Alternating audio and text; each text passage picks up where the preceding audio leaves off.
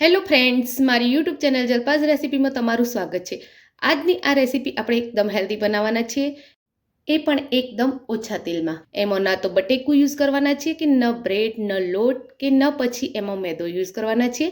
તો friends, રેસીપીને last સુધી જોજો। રેસીપી ગમે તો વિડીયોને લાઇક અને શેર કરજો।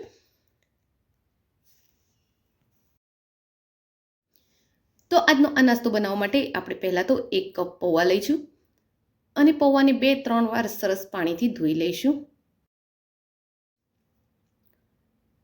ધોયા પછી એમાં થોડું પાણી રહેવા દેવાનું છે અને પૌવાને આપણે પલાળી 5 થી 10 મિનિટ માટે રહેવા દઈશું। હવે મિક્સી જારમાં 1.5 થી 2 ઇંચ આદુનો ટુકડો લઈશું। ત્યારબાદ એમાં 3 લીલા તીખા મરચાં અને 5 થી 6 લસણની કળી એડ કરી લઈશું અને એને ક્રશ કરી લઈશું। હવે આપણે જે પૌવા પલાળીને રાખ્યા હતા એને સારી રીતે મસળી લઈશું।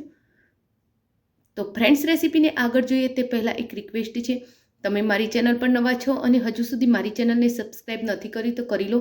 બાજુમાં આપેલા બેલ આઇકનના નિશાનને ટચ કરી ઓલના નિશાન ઉપર ક્લિક કરો, જેથી કરીને તમને મારા નવા વિડીયોની નોટિફિકેશન મળતી રહેશે। તો પૌવા એકદમ મેશ કર્યા પછી આપણે એને મોટા બાઉલમાં લઈ લઈશું। એમાં 1.5 કપ આપણે ઝીણી સમારેલી કોબી એડ કરીશું, 1 કપ ઝીણી સમારેલી ડુંગળી એડ કરીશું। ત્યારબાદ આપણે જે આદુ લસણ મરચાંની પેસ્ટ તૈયાર કરી છે એ પણ એમાં એડ કરી લઈશું। એમાં સારું બાઇન્ડિંગ આવે એટલા માટે આપણે એમાં 2 થી 3 ચમચી ચણાનો લોટ એડ કરીશું। હવે એમાં બીજા મસાલા એટલે કે 3 ચમચી સફેદ તલ એડ કરીશું, અડધી ચમચી અજમો, અડધી ચમચી લાલ તીખું મરચું, અડધી ચમચી હળદર, 5 ચમચી જેટલો ગરમ મસાલો, 1 ચમચી ધાણાનો પાવડર, સ્વાદ મુજબ મીઠું અને થોડી હિંગ એડ કરી લઈશું। હવે આપણે એમાં ઉપરથી લીંબુ નીચોવી લઈશું।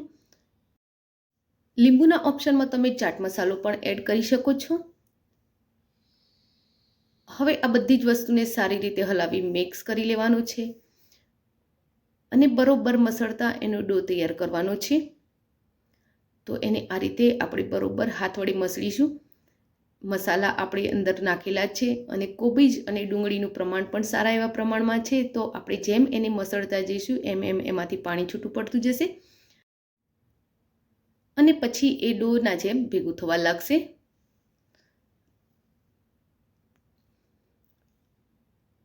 તો આ રીતે આપણે એનો ડો તૈયાર કરી લેવાનો છે।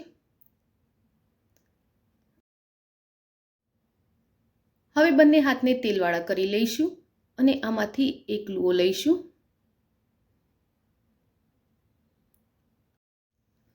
અને એને 2 હાથ વચ્ચે આ રીતે ફેરવી એનો પેડો તૈયાર કરી લઈશું। હવે આનો આપણે ટ્રાયેંગલ શેપ આપવો છે, તો બસ એને આ રીતે ટ્રાયેંગલ શેપ આપી લઈશું। તમે એને ગોળ શેપમાં, ટ્રાયેંગલ શેપમાં કે સ્ક્વેર શેપમાં કોઈ બી શેપમાં બનાવવા માંગતા હોય તે શેપમાં બનાવી શકો છો। તો હું અહીં એને આજે ટ્રાયેંગલ શેપમાં બનાવવાની છું। તો ફરી એકવાર બનાવીને બતાવું તો એને 3 સાઈડથી આપણે આ રીતે પ્રેસ કરીશું એટલે એનો ટ્રાયેંગલ શેપ તૈયાર થઈ જશે। તો એકદમ સિમ્પલ જ છે। તો આપણે ડોમાંથી આ રીતે બધા પીસ રેડી કરી લઈશું। હવે એક બાઉલમાં આપણે 1.5 થી 2 ચમચી જેટલો કોર્નફ્લોર લઈશું, તેમાં થોડા ઝીણા સમારેલા લીલા ધાણા એડ કરીશું, 2 ચપટી જેટલું એમાં મીઠું એડ કરી લઈશું અને સહેજ પાણી નાખી એની સ્લરી તૈયાર કરીશું। કોર્નફ્લોરની જગ્યાએ તમારે સ્લરીમાં મેદો યુઝ કરવો હોય તો મેદો પણ કરી શકો છો। તો 2 ચમચી મેદો એડ કરી લો। તો બસ આપણે આ રીતે જ એની સ્લરી રેડી કરવાની છે। હવે પેનમાં આપણે થોડુંક તેલ લઈશું, એટલે કે નાની 1 વાટકી જેટલું તેલ લીધું છે અને એને પેનમાં ફેલાવી લઈશું। તો આ નાસ્તો આપણે એકદમ ઓછા તેલમાં રેડી કરવાનો છે, તો આપણે એને સેલો ફ્રાય કરીશું। તેલ ગરમ થાય એટલે સ્લરીને પહેલાં હલાવી લઈશું, પછી તૈયાર કરેલા નાસ્તાના પીસને આપણે એમાં ડીપ કરીશું અને ગરમ તેલમાં આપણે મૂકતા જઈશું। તો આ રીતે દરેક પીસને આપણે સ્લરીમાં ડીપ કરી અને એક એક કરી ગોઠવતા જઈશું। હવે આપણે મૂકેલા નાસ્તાના પીસ સહેજ સીજ્યા છે, તો આપણે સહેજ એને હલાવી જોઈએ, જેથી કરી ખબર પડી જાય કે નીચે ચીપકેલા છે કે નથી। લાગે કે ચીપકેલા છે તો પેનને આપણે સહેજ નમારીશું અને તેલને એની સાઈડે જવા દઈશું એટલે એ છૂટો પડી જશે। અને હવે આને આમ જ રહેવા દઈ નીચેની સાઈડ એની એકદમ ક્રિસ્પી કરી લેવાની છે. તો એ થોડી વાર સતળાય પછી આપણે એને પલટાવી લઈશું. તો નીચેની સાઈડ એની ક્રિસ્પી થઈ ગઈ છે. તો આપણે બધા જ પીસ પલટાવી લઈશું.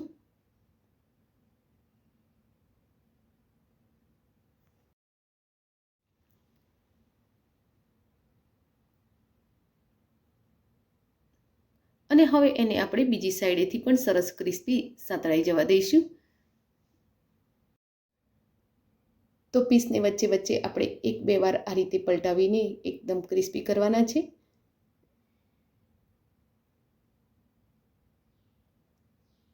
અને હવે આ નાસ્તો આપણો એકદમ ક્રિસ્પી થઈ ગયો છે. તો આપણે એને નીચે ઉતારી લઈશું.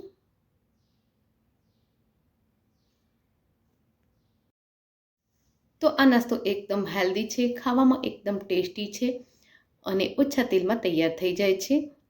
અને તમે સવારે નાસ્તામાં પણ બનાવી શકો છો અને સાંજે કંઈ હળવું ખાવું છે તો પણ આપી શકો છો. તૈયાર કરેલા આ નાસ્તાને આપણે ટોમેટો કેચઅપ અને સહેજ માયોનીઝ નાખી સર્વ કરીશું.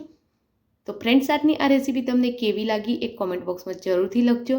રેસીપી ગમી હોય તો વિડીયોને લાઇક અને શેર કરજો અને આવી જ બીજી રેસીપી જોવા માટે મારી ચેનલને સબસ્ક્રાઈબ કરી લેજો.